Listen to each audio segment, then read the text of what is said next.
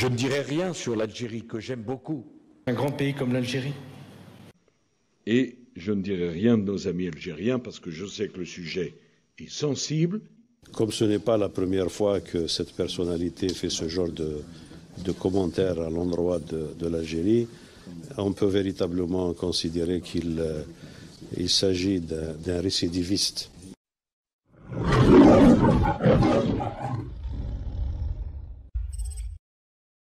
Je ne dirai rien sur l'Algérie, que j'aime beaucoup.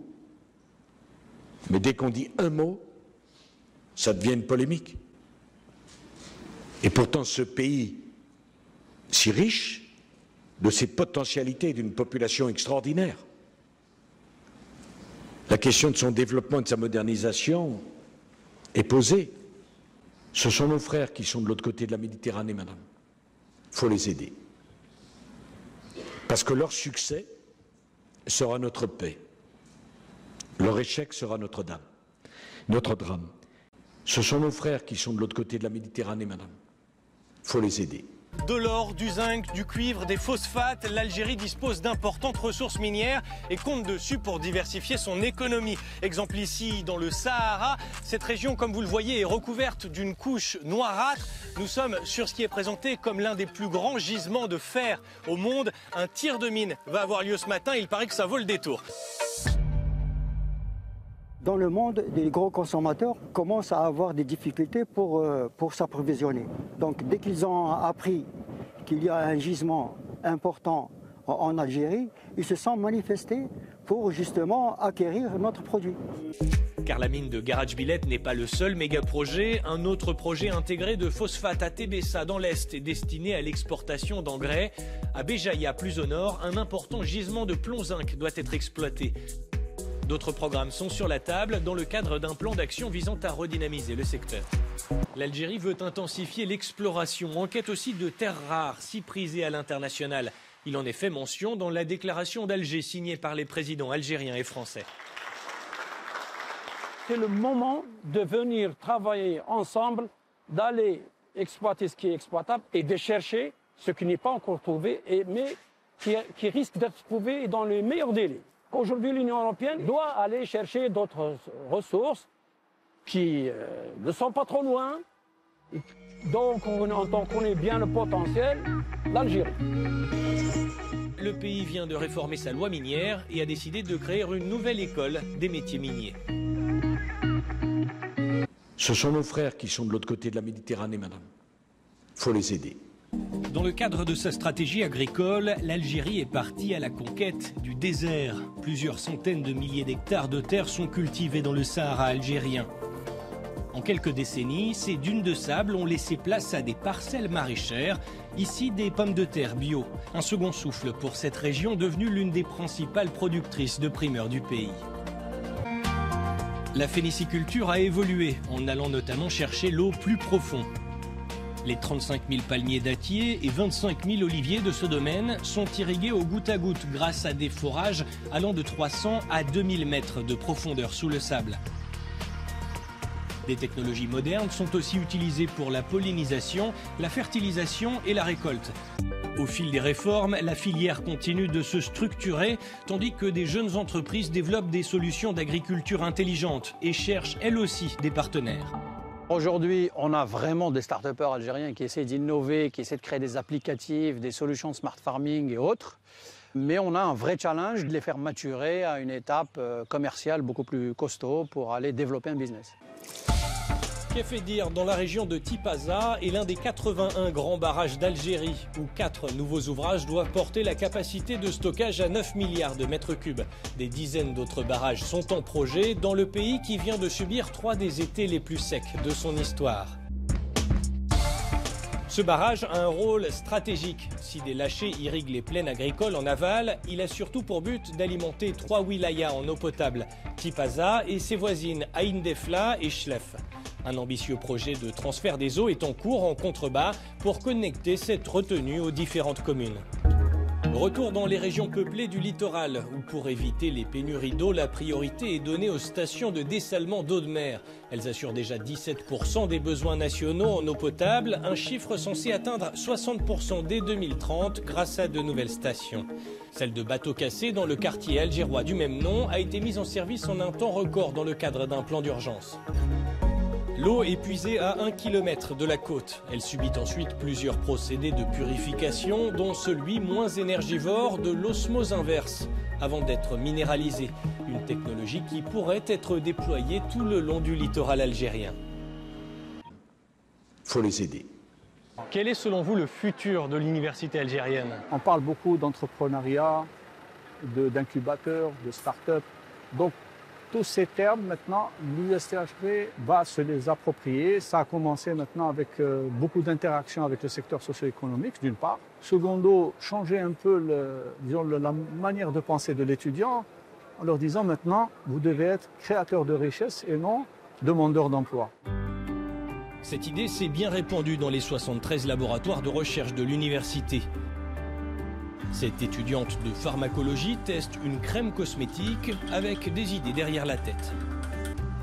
Aujourd'hui, on arrive à couvrir jusqu'à 70% en générique des besoins de la population algérienne et on envisage aussi de participer à des exportations, que ce soit en Afrique orientale ou occidentale. Il faut les aider. Dans le désert du Sahara, 240 000 modules solaires composent la centrale d'El Kheneg d'une capacité de 60 MW. L'énergie produite ici couvre environ 1/7 des besoins de la région. Le projet finalisé en 2016 sert de prototype dans cette transition visant à économiser les ressources fossiles et réduire les émissions de gaz à effet de serre. Nous faisons cap au nord vers Oran, la deuxième ville d'Algérie. Le nouveau terminal de l'aéroport, d'une capacité de 3,5 millions de passagers par an, est partiellement alimenté par plus de 4500 panneaux solaires sur l'immense toiture. Une capacité totale d'1,7 MW. À Alger, des chercheurs travaillent sur une autre piste prometteuse, celle de l'hydrogène, présentée comme une énergie d'avenir. L'Algérie a signé un partenariat avec l'Allemagne. Objectif, produire puis pourquoi pas exporter cet hydrogène vert très demandé via les pipelines qui partent vers l'Europe. On produit de l'hydrogène par électrolyse. L'électrolyse nécessite de l'électricité. L'Algérie, on peut produire de l'électricité à très bas coût en Algérie, de l'électricité renouvelable, bien sûr. Donc l'hydrogène sera à bas coût. Nous pouvons produire l'hydrogène par d'autres méthodes, par exemple les méthodes thermiques. L'avantage de l'Algérie, c'est le grand potentiel thermique solaire. Donc nous pouvons produire de l'hydrogène avec des procédés qui sont peu consommateurs d'eau, ou voire pas du tout, à des prix qui sont concurrentiels. Des projets pilotes sont à l'étude pour produire de l'hydrogène vert en respectant l'environnement saharien. Les expérimentations à grande échelle pourraient débuter dès 2030.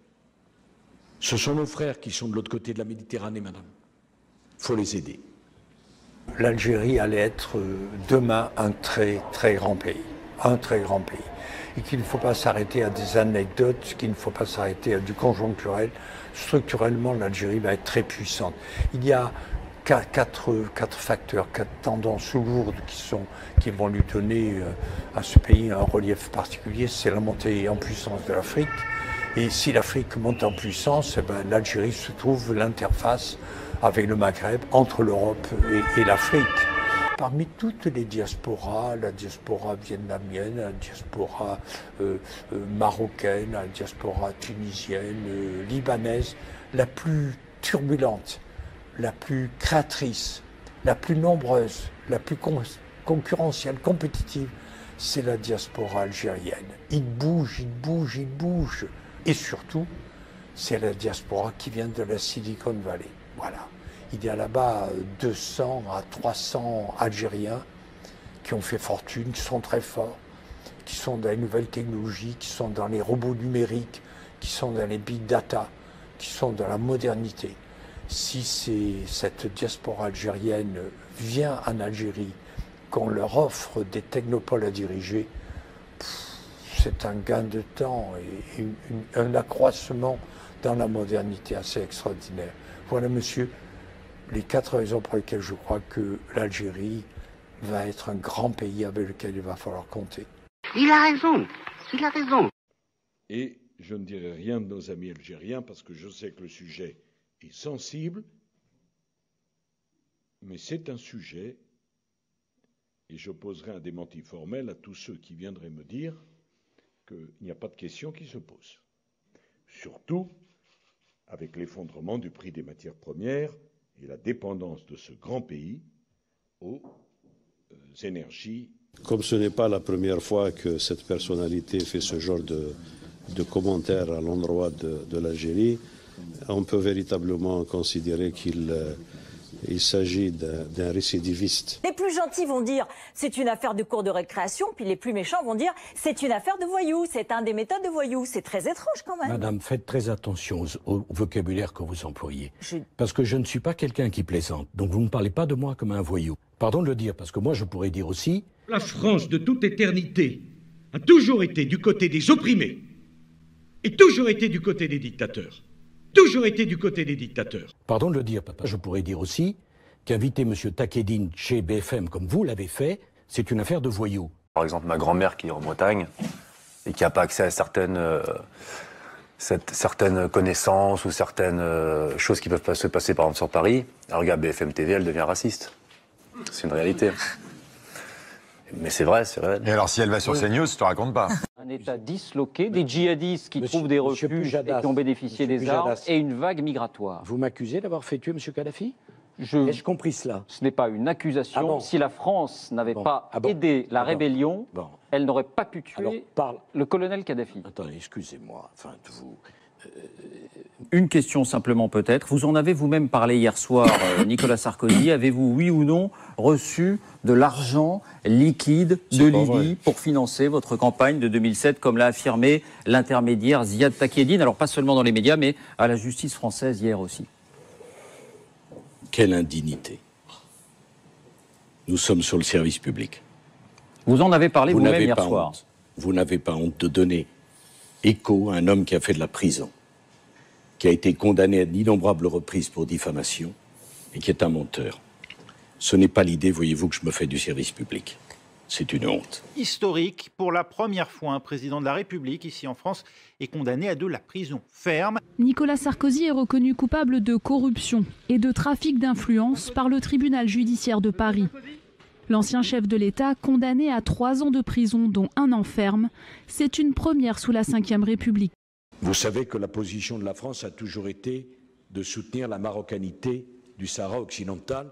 J'ai toujours pensé ça. J'ai été moi-même à La Yaoundé pour la première fois en 1991. C'est pas d'hier. On aura du mal à me convaincre de la nécessité d'une république sahraoui dans une région du monde minée par le terrorisme. Je pense au Niger, je pense au Sahel, je pense au Mali que j'aime tant. C'est pourquoi le gouvernement renouvelle sa demande d'avoir une réunion spécifique du Conseil de sécurité qui lui donnera l'occasion de présenter des preuves concrètes des actes de duplicité, d'espionnage et de déstabilisation de la France à l'encontre du Mali, y compris le partage de renseignements et le largage de matériel au profit d'organisations criminelles qui sont à l'origine de l'insécurité et des violences contre les populations civiles. Pour ce qui concerne les tentatives de déstabilisation et les violations répétées de l'espace aérien par les forces françaises.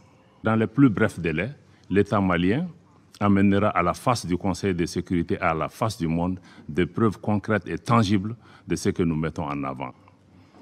Ces actes d'agression d'une extrême gravité, qui constituent, vous le savez, une violation de la Charte des Nations Unies, mais aussi une violation du droit international, nous pensons que, mesdames et messieurs les membres du Conseil, que ces actes ne doivent pas rester sans suite et votre Conseil est interpellé fortement au Mali et en Afrique et ailleurs. Comme on dit à Clermont-Ferrand, step by step.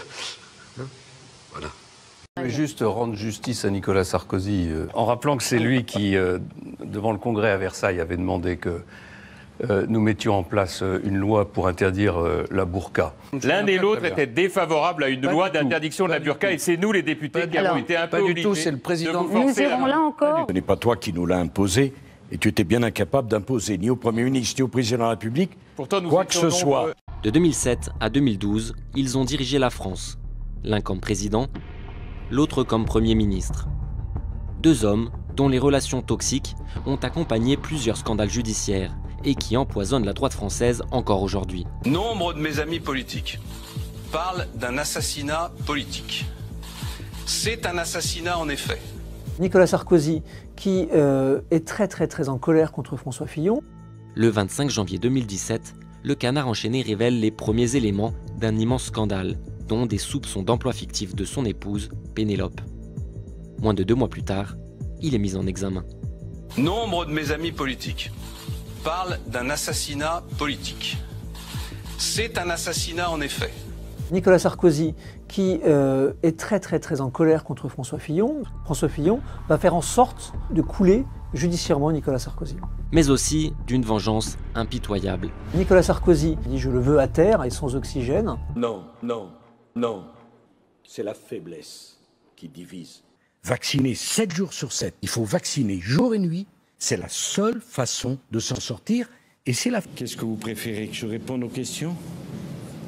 Alors, on ira ensemble vers ce nouvel ordre mondial. Et personne, je dis bien, personne ne pourra s'y opposer. Monsieur Poutine.